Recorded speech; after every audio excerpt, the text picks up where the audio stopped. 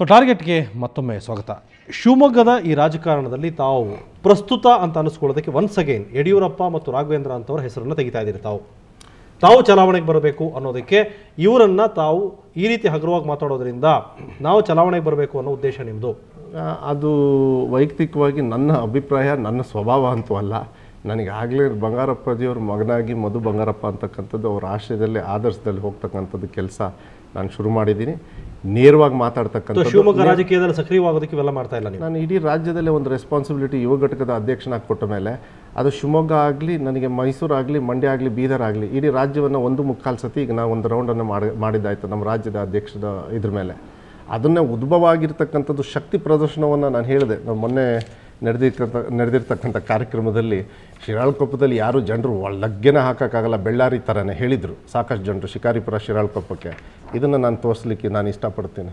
ಇದು ಶಿರಾಳಕೊಪ್ಪಕ್ಕೆ ಒಳಗಡೆ ಹೋಗ್ತಿರ್ತಕ್ಕಂಥವ್ರು. ಇಂಥವರಿಗೆ ದಂಡುಪಾಳ್ಯದ ಗ್ಯಾಂಗು ಅಂಥೇಳಿ ಅದು ರೀಲಲ್ಲಿ ಇರ್ಬೋದು. ರಿಯಲಲ್ಲಿ ಇವ್ರು ದಂಡುಪಾಳ್ಯ ಅಂತಕ್ಕಂಥ ಒಂದು ಗ್ರಾಮದಲ್ಲಿ ಈ 10-12-20 ಜನರನ್ನು ಬಿಟ್ಟು ಇನ್ನೆಲ್ಲರೂ ಸಾಮಾನ್ಯ ಜನರು ರೈತರಿದ್ದಾರೆ. ಮುಖಂಡರಾಗ ಅವ್ರು ಕೇಳ್ತಾರೆ ದಂಡುಪಾಳ್ಯ ಅನ್ನೋ ಮಾತು, ಇನ್ನೊಂದು ಮಾತುಗಳದಕ್ಕೆ ಅವ್ರು ಈಗಲೂ ಬದ್ಧ ಅನ್ನೋ ಮಾತನ್ನು ಹೇಳ್ತಾ ಇದ್ದಾರೆ.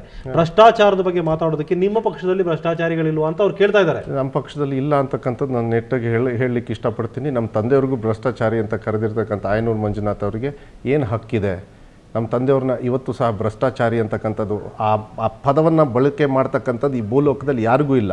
ಯಾಕೆಂದರೆ ದೇವ್ರ ಸ್ಥಾನದಲ್ಲಿ ಇರ್ತಕ್ಕಂಥ ಒಬ್ಬರು ಜಡ್ಜು ಸಹ ಈ ಜಡ್ಜ್ಮೆಂಟ್ ಕೊಟ್ಟ ಮೇಲೆ ಅದನ್ನು ಮತ್ತೆ ಪ್ರಶ್ನೆ ಮಾಡ್ತಕ್ಕಂಥದ್ದು ಇವ್ರಿಗೆ ಹಕ್ಕಿದೆ. ಕಾರ್ಯಕ್ರಮಗಳಿಗೆ ಲಕ್ಷ ಖರ್ಚು ಮಾಡಿ, ಕೋಟಿ ಖರ್ಚು ಮಾಡಿ ಜನರನ್ನು ಕರ್ಕೊಂಬರ್ತಾರೆ. ಆದರೆ ನನ್ನ ಜೊತೆಗೆ ಸುಮಾರು 1,15,000 ಜನರು ಪಾದಯಾತ್ರೆಯಲ್ಲಿ ಪಾಲ್ಗೊಂಡ್ರಲ್ಲ 6 ಕ್ಷೇತ್ರದವರು. ಆ್ಯಂಡ್ ಇನ್ನೊಂದು ಹೇಳಿಬಿಡ್ತೀನಿ ಹಮೀದ್ ಅವರೇ, ನಾನು ಮಾಡಿರ್ತಕ್ಕಂಥದ್ದು ಹೋರಾಟದ ಜೊತೆಗೆ ರಾಜಕಾರಣದ ಉದ್ದೇಶ ಇರತಕ್ಕಂಥದ್ದು ಸ್ವಾಭಾವಿಕವಾಗಿ ಒಬ್ಬರು ನಾಯಕರಿಗೆ ಬರುತ್ತೆ ಅಂತಕ್ಕಂಥದ್ದು. ಯಾಕೆಂದರೆ ಬಂಗಾರಪ್ಪಾಜಿಯವರು ಒಬ್ಬರು ರಾಜಕಾರಣಿ. ಅವ್ರಿಗೂ ಸಹ ಹೋರಾಟ ಮಾಡಿಕೊಂಡೇ ಒಂದು ರಾಜಕಾರಣದಲ್ಲಿ ಹೆಸರು ಬಂದ ಮೇಲೇ ಅವ್ರ ಹೋರಾಟದ ಜೊತೆಗೆ ಅದು ಬರ್ತಕ್ಕಂಥದ್ದು. ರಾಮ್ ಮನೋಹರ್ ಲೋಹಿಯಾ ತೊಗೊಳ್ಳಿ, ನೀವು ಶಾಂತವೀರಿ ಗೋಪಾಲ್ ಗೌಡ್ರು ತೊಗೊಳ್ಳಿ, ಅವ್ರ ಶಿಷ್ಯಂದ್ರು ನಮ್ಮ ತಂದೆಯವರು. ಈಗ ನಾನು ನಮ್ಮ ತಂದೆ ನಿಮ್ಮ ಎದುರಾಳಿ ಯಾರು ಹಾಗಾದರೆ? ನೀವೀಗ ರಾಘವೇಂದ್ರ ಯಡಿಯೂರಪ್ಪನವ್ರ ಹೆಸರು ಹೇಳ್ತಾ ಇದ್ರಿ ಅಂದ್ರೆ ನೀವು ಅವ್ರನ್ನ ಎದುರಿಸೋ ಶಕ್ತಿ ನಿಮಗಿದೆಯಾ? ಅಯ್ಯೋ, ನೀವು ಎದುರಾಳಿ ಅಂತ ಪ್ರಶ್ನೆ ಇಲ್ಲ. ಯಾರಿದ್ರೂ ಎದುರಾಳಿಯವ್ರನ್ನ ನಮ್ಮ ತಂದೆಯವ್ರು ಹೇಳ್ತಾ ಇದ್ರು, ಇವ್ರು ಭಾಳ ವೀಕಾ ಸ್ಟ್ರಾಂಗಾ ಅಂತ ಕೇಳ್ತಾ ಇದ್ರು. ಎದುರಾಳಿನೇ. ಅವ್ರು ವೀಕು ಸ್ಟ್ರಾಂಗು ಅಂತಕ್ಕಂಥದ್ದು ಪ್ರಶ್ನೆ ಅಲ್ಲ. ಅವರನ್ನ ಸ್ಟ್ರಾಂಗ್ ಆಗಾದರೂ ವೀಕ್ ಆಗಾಗಲಿ ನಾವು ಗೆದ್ದು ಅವ್ರನ್ನ ಸೋಲಿಸ್ತಕ್ಕಂಥ ಕೆಲಸ ಮಾಡಬೇಕು ಅಂತಕ್ಕಂಥದ್ದನ್ನು ಹೇಳಿದ್ದಾರೆ. ಅದನ್ನೇ ಮಾಡ್ಕೊಂಡು ಸೊ BJPಯನ್ನು ಸೋಲಿಸೋದಕ್ಕೆ ಮತ್ತು ಜನತಾದಳವನ್ನು ಅಲ್ಲಿ ಸ್ಥಾಪಿಸೋದಕ್ಕೆ ಸಾಧ್ಯನಾ ನಿಮ್ಮ ಕೈಲಿ? ನನಗೆ ವಿಶ್ವಾಸ ಇದೆ. ಇವತ್ತಿನ ಒಂದು ರಾಜಕಾರಣದ ಒಂದು ವಾತಾವರಣ, 4.5 ವರ್ಷ BJPಯವರ ಸರ್ಕಾರ ಆಡಳಿತ ಮಾಡಿರ್ತಕ್ಕಂಥ ವಾತಾವರಣ, ಇವತ್ತು ನೀವು ಈ ಬಸ್ ಸ್ಟ್ರೈಕ್ದಿರ್ಬೋದು, ಜನತಾದಳವನ್ನು ಯಾಕೆ ಒಪ್ಕೋಬೇಕು ನಿಮ್ಮ ಕ್ಷೇತ್ರದ ಜನ? ಐ ಥಿಂಕ್ ನನಗನ್ಸುತ್ತೆ ಸಾಮಾನ್ಯ ರೈತರಿಗೆ ನಾನು ಹಮೀದ್ ಅವರೇ ಒಂದು ಪ್ರಶ್ನೆಯನ್ನು ನಾನು ಇಡಬೇಕಾಗತ್ತೆ. ಭಾಳ ಚಿಕ್ಕ ಉದಾಹರಣೆ ಇದು. ಸನ್ಮಾನ್ಯ ಕುಮಾರಸ್ವಾಮಿಯವರು ಯಾವುದೋ ಒಂದು ಗುಡಿಸಲಲ್ಲಿ ಮಲಗಿ ಆ ರೈತರ ಕಷ್ಟವನ್ನು ತಿಳ್ಕೊಂಡು ಬೆಳಗ್ಗೆ ಎದ್ದು ಇವ್ರಿಗೇನು ಕಷ್ಟ ಇದೆ ಅಂತ ತಿಳ್ಕೊಂಡು 25,000 ರೂಪಾಯಿ ಸಾಲವನ್ನು ಮನ್ನಾ ಮಾಡಿ ರಾಜ್ಯವನ್ನು ಆಳಿರ್ತಕ್ಕಂಥ ನೀವು ನೋಡಿದ್ರಿ. ಅದೇ ರೀತಿ ಒಬ್ಬ ಅಂಗವಿಕಲರು ಆಗಲಿ ಯಾರು ಮನೇಲಿ ಮಲಗಿ ಅವರು ಇದ್ದು ಕಾರ್ಯಕ್ರಮವನ್ನು ಕೊಟ್ಟಿರ್ತಕ್ಕಂಥ. ಶಿರಾಳಕೊಪ್ಪಕ್ಕೆ ಬರಬೇಕಾದ್ರೆ ಅಲ್ಲಿ ಸನ್ಮಾನ್ಯ ಯಡಿಯೂರಪ್ಪವ್ರದ್ದು ಒಂದು ಬ್ಯಾನರ್ ಹಾಕಿದರು.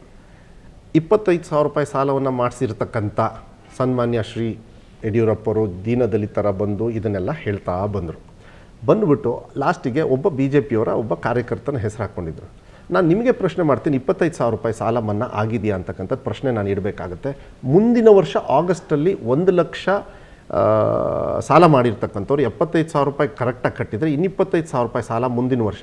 ಇದು ಕಂಡುವರ್ಸ್ತಕ್ಕಂಥದ್ದು BJPಯವ್ರು ಮಾಡ್ತಾ ಇದ್ದಾರೆ ಅಂತಕ್ಕಂಥದ್ದು ಅನ್ನಿಸ್ತಾ ಇಲ್ವಾ? ನಾವು ಕುಮಾರಣ್ಣವರ ಆಮೇಲೆ ನಮ್ಮ ತಂದೆ ಬಂಗಾರಪ್ಪಾಜಿಯವರಿಗೆ ಅವ್ರ ಕೊನೆಗಳಿಗೆಲ್ಲಿ ಅವರು ಸಹ ಸಾಕಷ್ಟು ಸತಿ ಹೇಳಿದ್ದಾರೆ, ನನ್ನ ಕನಸು ಒಂದಿದೆ, ಮತ್ತೊಮ್ಮೆ ಈ ರಾಜ್ಯಕ್ಕೆ ಒಳ್ಳೆ ನಾಯಕತ್ವ ಬೇಕಾಗುತ್ತೆ, ಒಳ್ಳೆ ಆಡಳಿತ ಬೇಕಾಗುತ್ತೆ. ಅದು 20 ತಿಂಗಳು ಸನ್ಮಾನ್ಯ ಕುಮಾರಸ್ವಾಮಿಯವರು ಕೊಟ್ಟಿರ್ತಕ್ಕಂಥ ನನಗೆ ಒಪ್ಪಿಗೆ ಇದೆ. ನನ್ನ ಥರ ದೃಷ್ಟಿ ಇರ್ತಕ್ಕಂಥ ಒಬ್ಬ ವ್ಯಕ್ತಿ ಯಾರು ಅಂತ ಹೇಳಿದೆ ಸನ್ಮಾನ್ಯ ಕುಮಾರಸ್ವಾಮಿಯವರು ಅಂತ ಹೇಳಿ ತಂದೆಯವ್ರ ಮಾರ್ಗದರ್ಶನ ಕೊಟ್ಟ ಮೇಲೆ ನಿಮ್ಮ ಚುನಾವಣೆಯ ಇದೇನು ಅಜೆಂಡಾ ಏನು? ನಿಮ್ಮ ಚುನಾವಣೆ ಇಲ್ಲೇನು ಇದೆ? ಭ್ರಷ್ಟಾಚಾರನ? ರಾಘವೇಂದ್ರ ಏನಾಗಿದೆ ಮಾತುಗಳು ಬೇಕಾದಷ್ಟು ಮಾತಾಡಿರ್ತಕ್ಕಂಥದ್ದು, ಅದರಲ್ಲಿ ಹೈಲೈಟ್ ಆಗಿ ಉದ್ಭವ ಆಗಿರ್ತಕ್ಕಂಥದ್ದು ಇದಾಗಿದೆ ಹೊರತು ಮತ್ತು ಅದು ಬಿಟ್ಟರೆ ಇನ್ನೇನೂ ಇಲ್ಲ. ಅದ್ರ ಜೊತೆಗೆ ತಾವು ಒಂದು ಯುವಜನರಿಗೂ ಕೂಡ ಒಂದು ಕಾರ್ಯಕ್ರಮ ಮಾಡಿದಿರಿ. ಹೌದು, ಯುವಕರು ಭಾಳಷ್ಟೀಗ ಬೇರೆ ಕಡೆ ನೋಡ್ತಾ ಇದ್ದಾರೆ, ಏನು ನೋಡಬೇಕು ಅಂತ, ಯಾವ ಪಕ್ಷದ ಕಡೆ ನೋಡಬೇಕು ಅಥವಾ ಏನು ಗುರಿ ನಮ್ಮದು, ನಮ್ಮ ಮಾರ್ಗದರ್ಶಕರು ಯಾರು ಅಥವಾ ರೋಲ್ ಮಾಡಲ್ ಯಾರು ಅಂತ. ಏನು ಹೇಳ್ತೀರ ಅವರಿಗೆ ನೀವು? ಈಗ ನಾನು ರಾಜ್ಯದ ಯುವ ಘಟಕದ ಅಧ್ಯಕ್ಷ ಆದಮೇಲೆ ಯುವಚೇತನ ಅಂತಕ್ಕಂಥದ್ದು ಜಿಲ್ಲಾವಾರು ನಾವೊಂದು ಸಮಾವೇಶ ಮಾಡ್ಕೊಂಡು ಬಂದೆ. ಅವರಿಗೆ ನೇರವಾಗಿ ಸ್ಪಂದಿಸಿ ಅವರಲ್ಲಿರ್ತಕ್ಕಂಥ ಒಂದು ಮನಸ್ಸಲ್ಲಿರ್ತಕ್ಕಂಥ ಮತ್ತು ಆಸೆ ಆಕಾಂಕ್ಷೆಗಳು ಅವರ ಭವಿಷ್ಯಕ್ಕೋಸ್ಕರ ಏನು ಅಂತಕ್ಕಂಥದ್ದು ಸಾಮಾನ್ಯವಾಗಿ ತಿಳ್ಕೊಂಡು ಬಂದು, ಅದಾದಮೇಲೆ ನಾವು ಬಿಜಾಪುರಲ್ಲಿ ಯತ್ನಾಳ್ ಅವರ ಒಂದು ಮಾರ್ಗದರ್ಶನದ ಮೇಲೆ ಯುವ ಘಟಕದಿಂದ ಒಂದು 4,000 ಜನರು ಪಬ್ಲಿಕ್ಕಲ್ಲಿ ಎಲ್ಲರನ್ನೂ ಕೂರಿಸಿ ಸನ್ಮಾನ್ಯ ಕುಮಾರಸ್ವಾಮಿ ಅವ್ರಿಗೆ ಕೂರಿಸಿ ನೇರವಾಗಿ, ಬರೀ ಯುವಕರು ಮತ್ತು ಸಾಮಾನ್ಯ ಜನರು ಸಹ ಇದ್ದರು, ಬೇರೆ ಬೇರೆ ಪಕ್ಷದಿಂದ ಇದ್ದರು ಅಂತಕ್ಕಂಥದ್ದು ಮಾಹಿತಿ ನಮಗೆ ಅವತ್ತು 4,000 ಜನರು ನೇರವಾಗಿ ಅವರ ಪ್ರಶ್ನೆಯನ್ನು ಕೇಳಿದರು. ಅಂದರೆ ನಾವು ಏನು ಪ್ರಣಾಳಿಕೆ ಮಾಡ್ತೀವಿ ನಾಳೆ, ಆ ಪ್ರಣಾಳಿಕೆ ನಮ್ಮ ವೈಯಕ್ತಿಕವಾಗಿರ್ತಕ್ಕಂಥದ್ದು ಒಂದು ಪ್ರಣಾಳಿಕೆ ಆದರೆ ಸಾಮಾನ್ಯ ಜನರ ಒಂದು ಏನಿದೆ, ಅವರ ಒಂದು ದೃಷ್ಟಿ ಏನಿದೆ, ಅವ್ರ ಭವಿಷ್ಯಕ್ಕೆ ಏನಿದೆ ವಿಶೇಷವಾಗಿ ನನಗನ್ಸುತ್ತೆ 40 ವರ್ಷದ ಮೇಲೆ ಇರ್ತಕ್ಕಂಥ ಮತದಾರರು ಏನಿದ್ದಾರೆ ಯಾವುದೋ ಒಂದು ಪಕ್ಷದಲ್ಲಿ ಸೆಟ್ ಆಗಿರ್ತಾರೆ. ನನ್ನ ಪ್ರಕಾರ ಅವ್ರು ಕಾಂಗ್ರೆಸ್ಸು BJPನವರು.